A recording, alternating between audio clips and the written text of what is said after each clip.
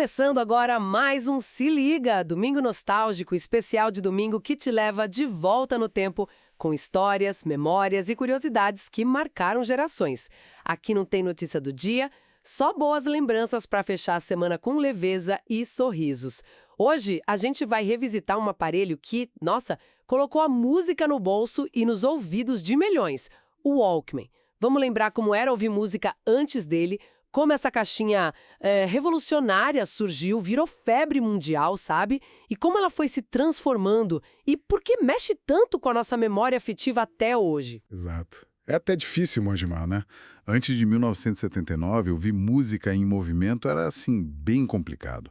Os aparelhos portáteis que existiam eram uns trambolhos, sabe? Grandes, pesados, precisavam de um monte de pilha.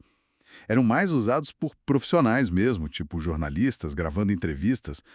A ideia de ter uma trilha sonora pessoal onde você quisesse parecia coisa de ficção científica mesmo. Pois é. E aí, do nada, em 1º de julho de 79, a Sony lança lá no Japão o TPSL-2, o primeiro Walkman.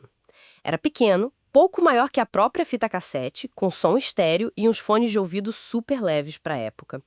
E a ideia, pelo que a gente sabe, veio de um dos chefões da Sony, o Masaru Ibuka. Ele queria ouvir ópera nos voos longos que fazia. Isso. E aí o engenheiro Nobuto Shikihara pegou um gravador que eles tinham, o Pressman, e adaptou. Tirou a função de gravar, focou só na reprodução com qualidade. Uma sacada, né? E outro cofundador, o Akio Morita, foi quem apostou no público jovem. Mesmo sem gostar muito do nome Walkman no começo, dizem. Mas olha, parece que no início nem todo mundo lá na Sony botou fé, né? De jeito nenhum. Achavam que, sem gravar não ia vender. O Morita foi tão teimoso, tão confiante, que ele chegou a apostar a presidência da empresa. Falou que se não vendesse 100 mil unidades em 2 anos, ele saía. Imagina a pressão. Nossa! E no começo as vendas foram baixas mesmo, né? Tipo, só 3 mil no Japão. Exato. A virada veio com uma tática de marketing que hoje a gente chamaria de genial, meio guerrilha. Colocaram os funcionários da Sony na rua, usando o Walkman, e deixavam as pessoas experimentarem ali na hora. Ah, que demais! O famoso test drive de música. Isso. E funcionou. As pessoas ouviam aquele som estéreo, sabe? Saindo de uma caixinha tão pequena, a demanda explodiu. E o curioso é que o primeiro modelo tinha 2 entradas para fone. 2? Pra quê? Para compartilhar. E tinha até um botão hotline, para você poder conversar com a pessoa do lado sem tirar os fones. A ideia inicial ainda era meio social, sabe? Que interessante. Mas não foi isso que pegou, né? No mesmo. O uso individual virou a marca registrada, tanto que essas funções sumiram rapidinho nos modelos seguintes. A galera queria música só para si. E pegou de um jeito absurdo, o Walkman virou um fenômeno. Entre 79 e 81 já tinham vendido 1,5 milhão. E em 1989, 10 anos depois, já eram 100 milhões no mundo todo. É um número impressionante para a época. Total. E no fim das contas foram mais de 400 milhões de Walkmans de todos os tipos vendidos.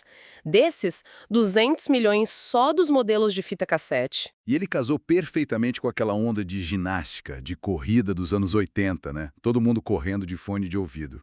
Verdade. O nome Walkman ficou tão, mas tão famoso que virou sinônimo de qualquer toca-fitas portátil. Entrou até para o dicionário Oxford em 86. Criou o que chamam de efeito Walkman. As pessoas no controle do próprio ambiente sonoro. Uma bolha sonora pessoal. E a Sony não dormiu no ponto, né? Continuou lançando novidades. Com certeza. Lançaram versões menores, como o WM2 em 81 e depois o WM20 em 83, que era praticamente do tamanho da fita cassete. Incrível. Adicionaram rádio, fizeram modelos à prova d'água, colocaram um auto-reverse, que era uma mão na roda para não ter que virar a fita. Nossa, o auto-reverse era tudo. E a bateria recarregável fininha do WM101 lá de 85? Aquilo era muito futurista. Sim, e a marca Walkman foi se expandindo para outras mídias. Teve o Walkman de DAT, de minidisc, o MD Walkman de 92. Lembro do Minidesk. E depois já batizaram o Discman, né? Virou o CD Walkman, a partir de 97. Isso.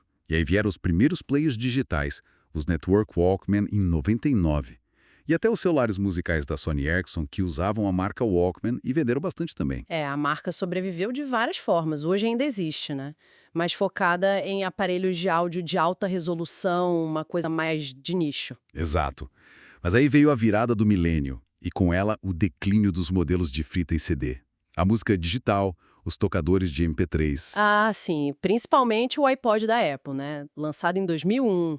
Ele meio que roubou a cena. Totalmente. O iPod foi chamado de Walkman do século XXI. Milhares de músicas no bolso. A Sony até tentou entrar forte no digital, mas enfrentou dificuldades. E em 2010 veio a notícia simbólica. O fim da produção do Walkman de cassete. Foi tipo o fim de uma era mesmo. Um marco, né? E logo depois vieram os smartphones, que basicamente engoliram a função de tocar música para a maioria das pessoas. É verdade, mas o Walkman foi muito mais que só um aparelho, né? O impacto cultural foi gigantesco. Sem dúvida. Ele mudou completamente o nosso jeito de consumir música. Transformou numa experiência pessoal, portátil. Criou essa ideia da trilha sonora da vida, sabe? Sim, e virou um símbolo de individualidade. Aquela cena de alguém andando na rua de fone de ouvido, que no começo devia parecer estranho. Virou a coisa mais normal do mundo por causa dele. É por isso que ele aparece tanto em filmes e séries que querem mostrar os anos 80, 90, tipo Guardiões da Galáxia ou Stranger Things. É verdade, o Star-Lord com o Walkman dele. Exato. A nostalgia que ele desperta vem muito dessa memória, dessa sensação de ter a música só pra gente, em qualquer lugar, pela primeira vez. Ele que iniciou essa tendência da bolha sonora pessoal. Faz todo sentido. O Walkman realmente abriu o caminho para tudo que veio depois. Do Discman, passando pelo MP3 Player, até chegar no smartphone que está no bolso de todo mundo hoje. Um verdadeiro ícone. Um divisor de águas. Sem dúvida nenhuma. Ele democratizou a música portátil e mudou hábitos. Que viagem no tempo! Esperamos que tenham curtido relembrar a história desse aparelho que marcou época e tantas trilhas sonoras pessoais. Obrigado pela companhia neste domingo nostálgico. Fiquem ligados para o nosso próximo encontro com mais histórias e descobertas para descomplicar e inspirar a semana. Até lá!